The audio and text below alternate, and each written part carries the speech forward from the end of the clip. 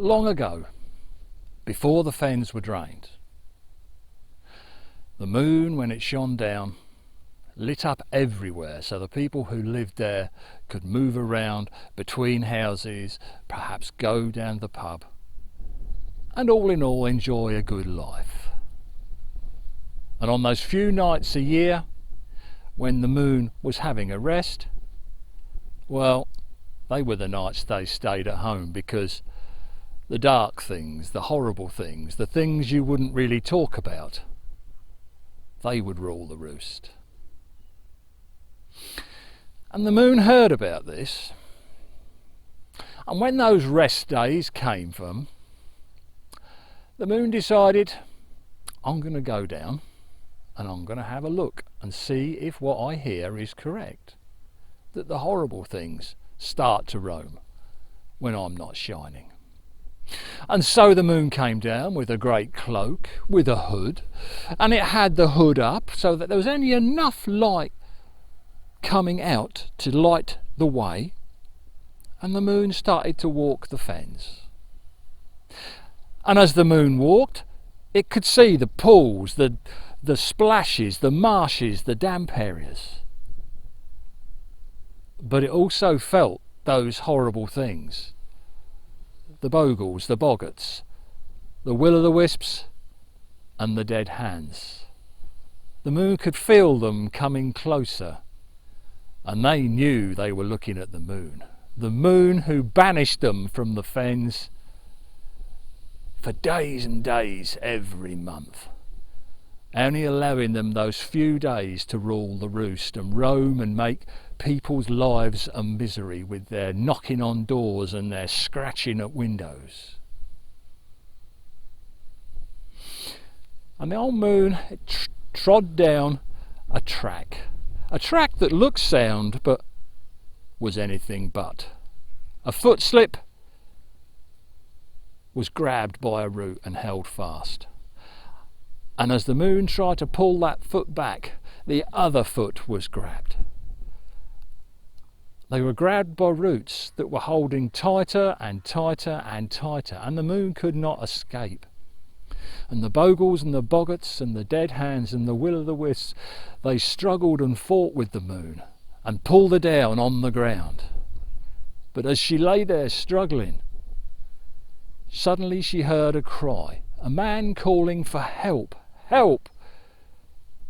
She couldn't bear the sound of it. That man's life was in danger and she knew it. She struggled more and the hood fell back.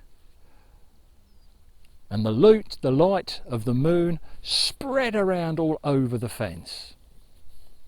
And that man who was struggling in a marsh, struggling to try and get away, he could suddenly see his way along the path.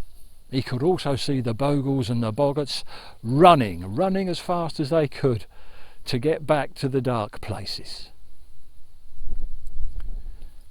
And as he ran, he looked over his shoulder and he cried, "Thank you, thank you." He saw a face, but he couldn't recognise. And off he went. The bogles and the boggarts, though, they knew they had to get the moon dealt with quick. Dawn was coming. They pulled her hood over her face so there was no light getting out at all, and they pushed her to the bottom of a small pool. They found a large rock, one of those rare things in the fens, and they pushed it on top of her. And at the top of that pool they put in a dead branch which had two side branches coming off it, and on each of those branches a will-o'-the-wisp was stationed to keep an eye, to make sure that the moon was safely trapped and that they, the horrible dark things, would rule at night from then on. Now when the time came for the moon to reappear, for the new moon to come, people watched. But she wasn't there. There was no moon. Nor the next night, nor the night after that, nor the night after that. A week had gone, and nothing, no sign of the moon. And people went to see the wise woman to try and find out what had happened. And the wise woman had been talking with some of her own friends. Where was the moon? Now that wise woman, she picked up her cards and she studied them. She picked up her book and she studied that. She looked in her scrying bowl and she looked in the fire at the flames. I can see nothing clearly. I can see something has happened, but we all know that. But what? All I can tell you is you need to go home. You need to put some salt on your doorsteps, you need to put some straw, and you need to put a button. And that should keep the evil, dark things away. And someone, somewhere, will remember something. And that might help us. That might help us find the moon. And so they left.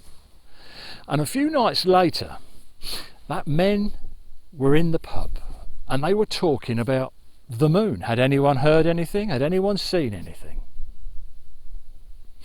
And there was a chap sitting with them, a chap who was passing through, and as he sat there listening to them, he thought to himself, wait a minute, what about that night I was stuck in the marshes on that dark night, and I really did think I was a goner, but that light appeared from nowhere and I could see a face. I'm sure I could in the distance, but I just can't remember.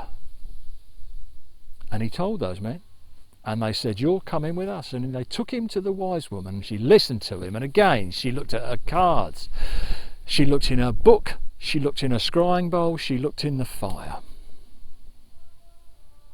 And I wouldn't say she smiled, but something made sense at last to her.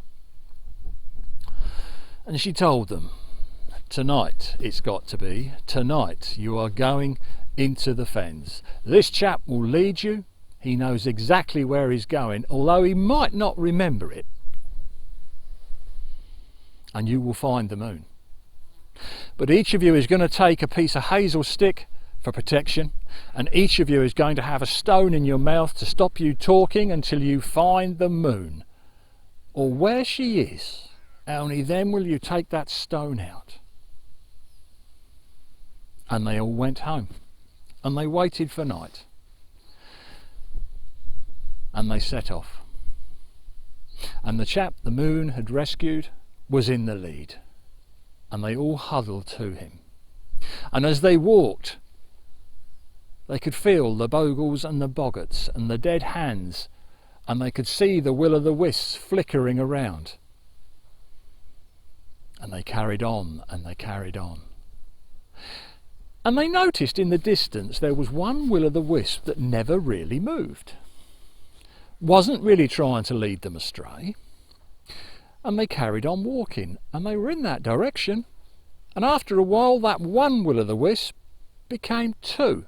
And as they got closer, they could see that each will-o'-the-wisp was on the branch of a dead trunk. That looked like the shape of a cross. And the two will-o'-the-wisps looked like candles. Hadn't the wise woman said something about this? And she'd mentioned a coffin. And as they looked, they could see at the base of that trunk a large stone. That had to be it. A small pool, and they gathered around. They took the stone out of their mouths, and they said the Lord's Prayer as you say it, as you learn to say it. They said the Lord's Prayer for the cross. And then they said the Lord's Prayer backwards to keep the evil, dark things away. And then they got hold of that lump of rock.